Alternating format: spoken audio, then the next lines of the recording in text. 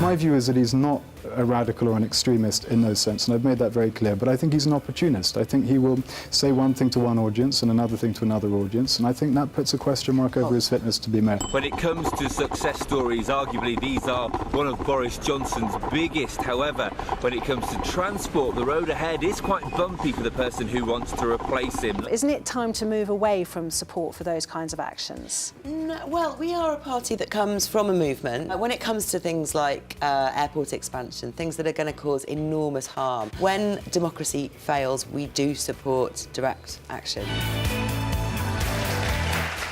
Not for the first time, Zach's talking rubbish. The Commissioner of TfL has said that my fares freeze wouldn't impact investment in TfL. That's not true. Okay.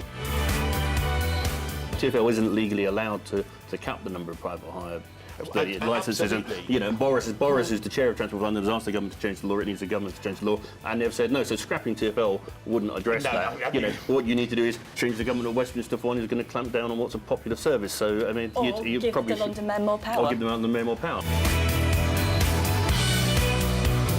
You don't have a very high profile, you're not very visible. We're fighting a leaflet campaign on the ground and letters, the air war as well, and on social media and things, and we're out there working for every vote.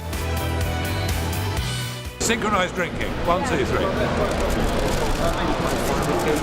There are people in my party who are not because But your party policy is anti-gay marriage. It's not just some now. people. The whole party is anti-gay marriage. I've been a spokesman for the party for, 3 years now. I'm now their mayoral candidate. I'm -- 1 on the list. You know, what more proof could you possibly want? The really important thing about this party is that it's non-partisan. So you can join the party from wherever you are on the political spectrum, because our take is that this is something that all of the other political parties are falling behind in. And if you join our party, it's a way to tell all of the other parties that they have to do better at this.